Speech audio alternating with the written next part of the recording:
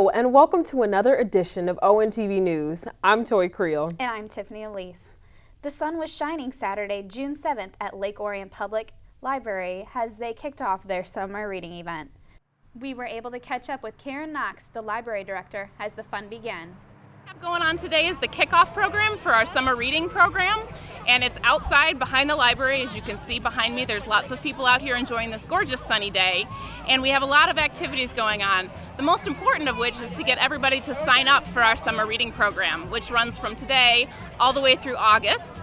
And you just sign up online on our website, and if you come to the library, we can help you do that.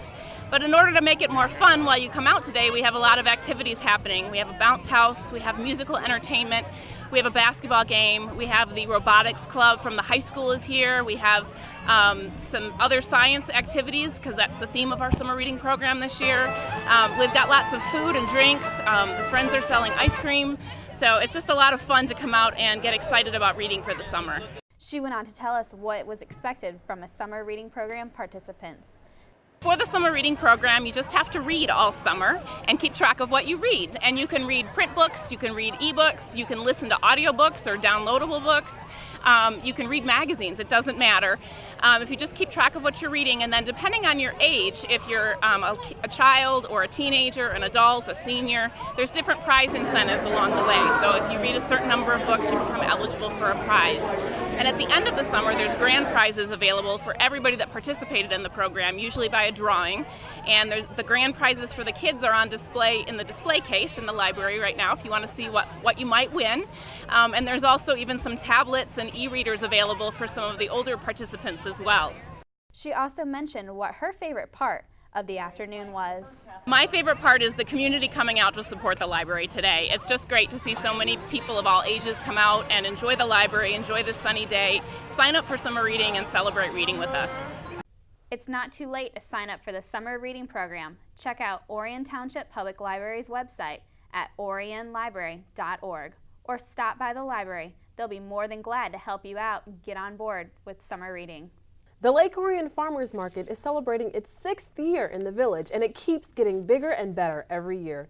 This season, the event will experience many changes when it opens to the public on June 18th. Sponsored by Crittenton Hospital, the Lake Orion Farmers Market will begin the 2014 season under new management. Over the past 5 years, the market was run by the Downtown Development Authority. This year, the Orion Arts Center takes over management duties and will incorporate family-friendly fun every week.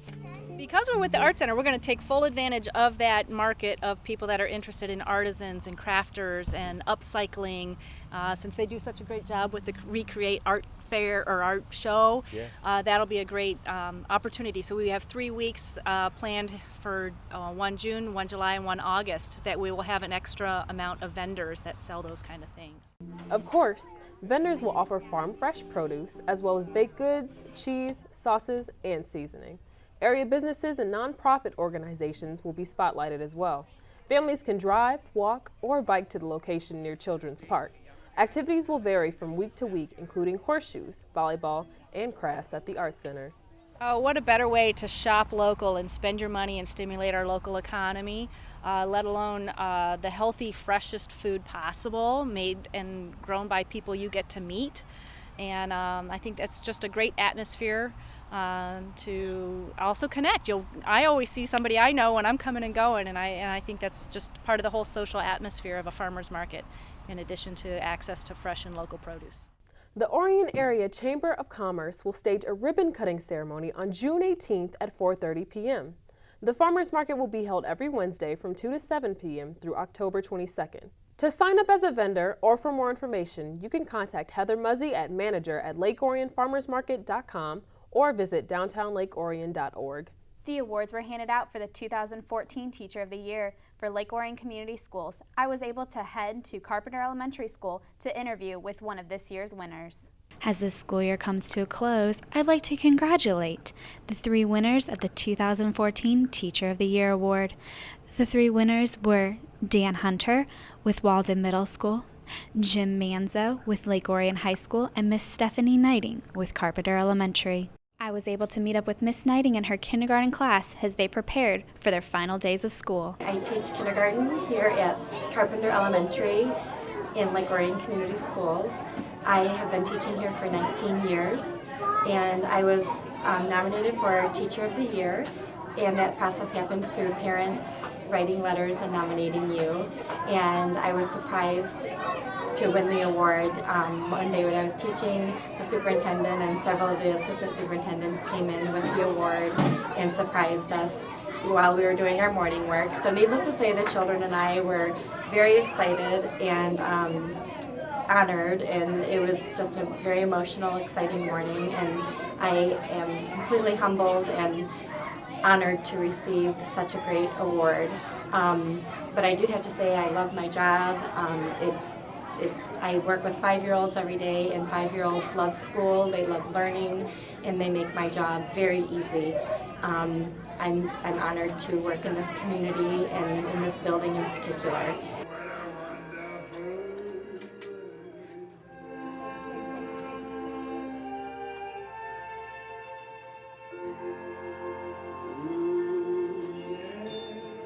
Reporting to you from Carpenter Elementary School, I'm Tiffany Elise with ONTV. Cancer touches the lives of millions of different people, and though the disease is deadly, there are people in the community doing what they can to help the American Cancer Society win the war. On Saturday, May 31st, Lake Orion community members gathered at Friendship Park for one cause: to relay together against cancer. Relay for Life is a team-based fundraising event where all the proceeds go to fight back against cancer. This year, over 450 participants registered, with around 36 teams relaying. After the ceremonial welcome and the awards were handed out, relay teams were off in a brisk walk encircling the perimeter of the park. Rachel Lees, the Relay for Life specialist for Lake Orion in Oxford, explained more about the event. So the teams come out and they camp for an evening. It's 24 hours, and then there's the idea is that it's a relay, so someone's on the track at all times. But that doesn't always happen, and we understand that. So just to come out and have fun, and then fundraise for a cure. So. And fundraise they do. This year's goal was $105,000, and as of Saturday morning, they're well on their way, starting the event with a whopping total of $75,000. Though the day includes a lot of on-site fundraising, the teams began to raise funds long before the event, including events such as Dine and Donate, silent auctions, and even selling their own homemade baked goods and t-shirts. But by far their biggest fundraiser? Online donations. Lake Orion teams have really come together and done their part. Right now we have King of Kings, Colorful Crusaders. They're up there on the top, and they've raised about $8,000 so far. Memory Makers has raised about $8,000 so far, and then we have Arts for a Cure, who's a $5,000 sponsor. They're also a student team. They did a dance-a-thon for us at Stadium Elementary, which is pretty awesome. So we're proud to have them on our team. But all the teams, no matter how much they raise, they all are contributing to the fight against cancer, whether it's large or small. So we appreciate it all. Fundraising is a big part of Relay for Life, and people often get creative in the games they come up with to raise these funds. Because this event is non-cancer specific, participants dedicate their booths to a specific type. Alexa Atkins hosted Brawl Pong to pay homage for those with breast cancer. This is Brawl Pong. It's really fun. Yeah, we're having a competition later today. I saw this at the Oakland University Relay for Life 2 years ago, and I kind of thought it was like a really fun idea, and so yeah. Chris Barnett, the Lake Orion Township supervisor, also found himself in a tricky situation while enjoying the games. I've done some very bad things, done really bad things, and the law kind of finally caught up with me, so. No matter the game, all proceeds will benefit the American Cancer Society in different ways. All the money goes towards programs and services through the American Cancer Society, research funding, grant funding. So it's all either right here in your community. We have programs that provide transportation to cancer treatments. We have a program that helps women after they lose their hair, figure out how they're going to deal with that. You know, drawing your eyebrows on, people don't realize that when they lose all their hair, you're gonna lose your eyebrows too. It sounds silly, but it's our Look Good, Feel Better program, and then our transportation program is Road to Recovery. Though participants all relay together to fight cancer, they each have their own unique reason for why they're completing the event. I do it for my grandpa. He is a survivor of cancer, so it hits home for me. And then my grandma died of lung cancer, so that's why I do it. Well, I got involved because all of them had a team, and both of my aunts have had cancer and both of my grandmas, so it's like a really big thing for my family. So we're really like supportive of these kind of events. Both my aunts had cancer and they both survived it, so I'm just kind of doing it for them. It's to celebrate the fact that I beat cancer and also to remember those that passed away, my family members that passed, and my close friends that passed away too. My dad, when I was 14, he passed away from lung cancer. He was a firefighter and, never smoked cigarettes, but contracted cancer through fighting fires. And so it is personal to me. And, I know that we'll continue the fight until we have a cure. And, it's just a great way in a fun way. We're having fun and we're raising money for a great cause. So. For more information about the American Cancer Society, call 1-800-227-2345 to speak to a representative. We're going to take a quick break, but when we return, we'll have a special report from Joe Johnson on the recent No Has collection event. You're watching ONTV News. Stay tuned.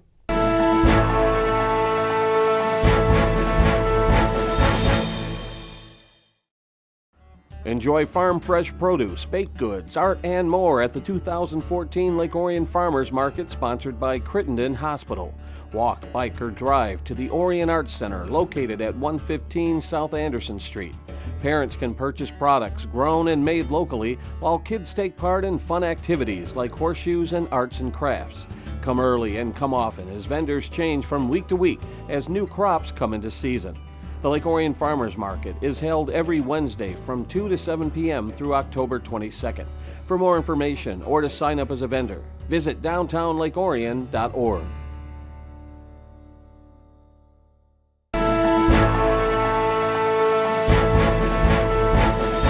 Welcome back to ONTV News. I'm Toy Creel. And I'm Tiffany Elise.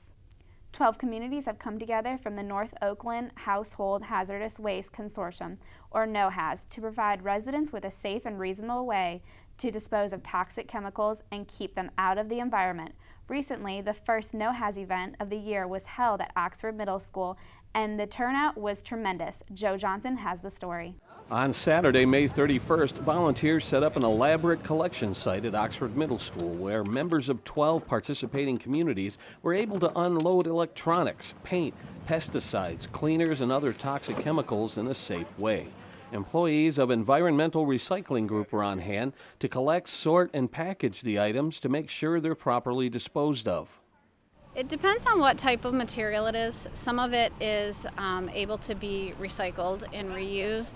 Some of it is blended for fuel. And then some are just disposed of in a hazardous waste incinerator or landfill, just depending on what type of material it is. It's estimated that as many as 800 vehicles pass through the site between 8 a.m. and 2 p.m. Several more events are scheduled to take place throughout the year. The next No-Haz event will be held on the campus of Oakland University on June 21st.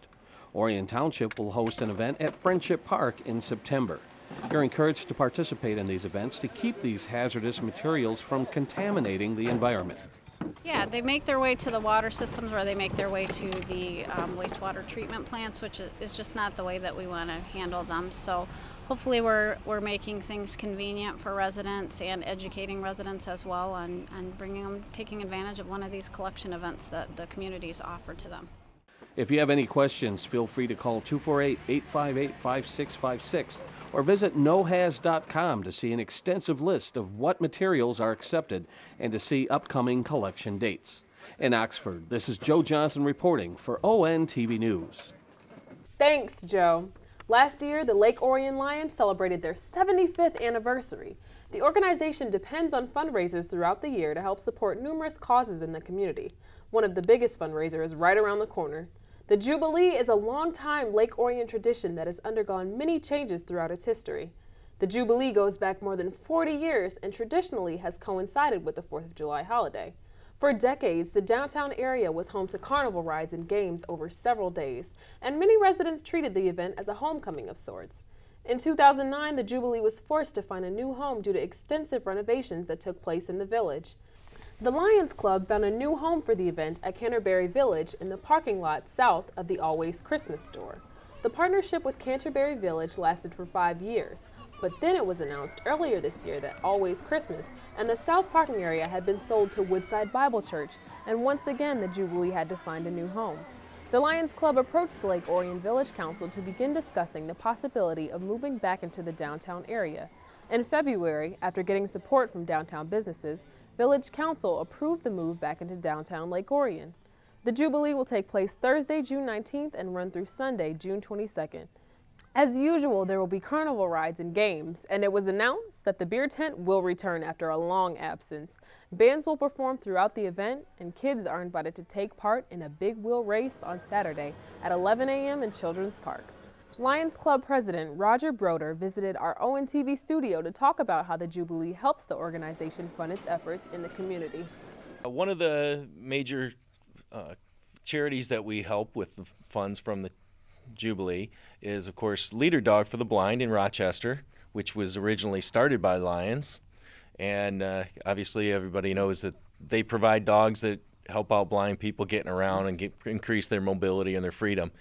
In addition, there is a camp up north of Lapeer, North Branch area, that was started by one of our club members many years ago, where blind kids, as well as kids with juvenile diabetes, or arthritis, are able to go to camp, and they can go swimming and fishing and canoeing, and there's even a rock wall and a zip line, and they shoot archery, believe it or not, and just do all the things that other kids are able to do. And it's really enlightening for those children to be with other children like them and be able to do all these fun things.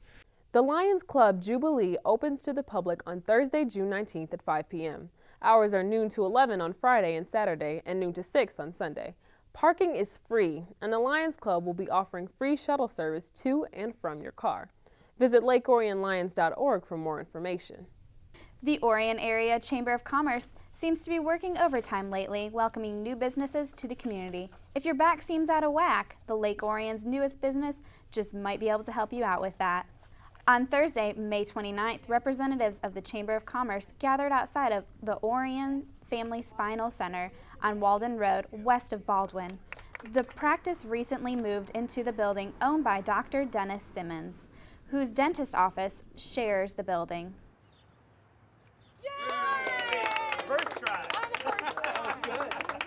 I always say that means you'll be successful.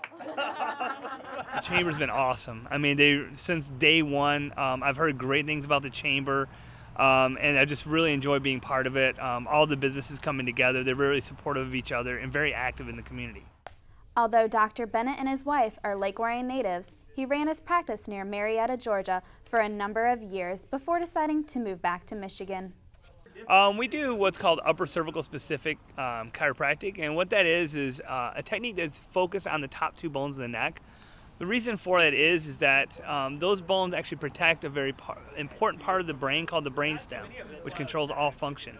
So our goal is to get that brainstem working correctly so the body can actually heal from a lot of different types of things. At what point do you think someone should come to see you? If they're feeling pain, or what signs should they look for? That's a great question. You know, honestly, and probably our youngest patient's about 3 months old. Our oldest is probably over 70. So any, span of life. But, if a person's got things like headaches and they've got migraines and they've got neck pain, those are huge red flags that there could be something going on there. The Orion Township Fire Department reminds residents to test your smoke detectors weekly and to replace your batteries twice a year when you set your clocks forward or back for daylight savings time. Those who have working smoke detectors may have received a special surprise on Saturday, June 7th. For the second year in a row, the Orion Township Fire Department teamed up with Jets Pizza on M24 for a fun event. Firefighters were joined by Jets Pizza staff to deliver pizzas while delivering an important message at the same time. So it's real simple. So we'll have people call into Jets and order pizzas just like they normally would. We select an address at random and we drive to their house with the fire engine. We walk up and we ask them if they're okay with us doing an at-home fire inspection, which just encompasses us, the fire department, giving a test of their smoke detectors. If all of them work in the home, their entire order is free. If one doesn't work, they still have to pay, but we will install a 10-year sealed smoke detector in its place. Yeah, firefighter Hagen and me, we work together in the fire department together, and he came to me one day with it and asked if we could do something like that. Like he said, in Southfield did it originally, and today it sounds like a great idea. Me and Larry are all about community at Jet. I mean, the community makes our business, obviously, and we want to give back as much as we can back to the community, so it was a no-brainer.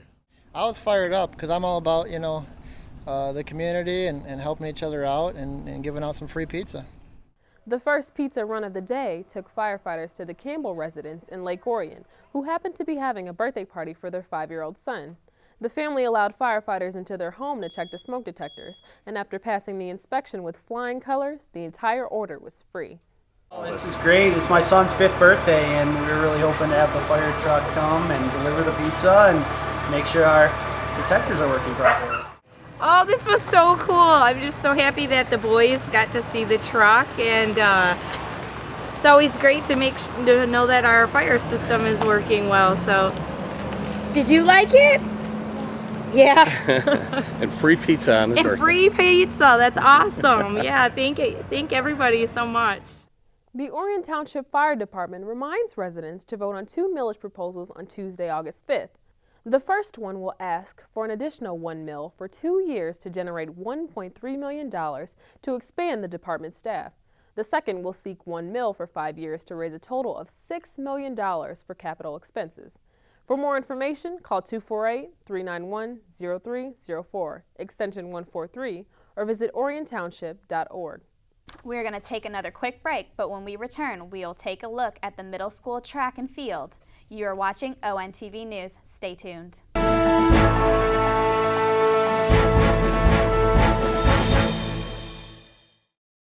Residents of the Orion area are encouraged to safely dispose of toxic chemicals by attending one of several No-Haz events scheduled throughout the year.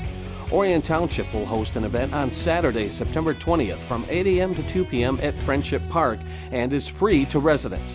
Drop off computers and electronics, paint, pesticides, cleaners, and batteries. A team of trained volunteers and professionals will be on hand to collect, sort, and package the items for proper disposal or recycling. For more information, visit nohaz.com or call 248-858-5656.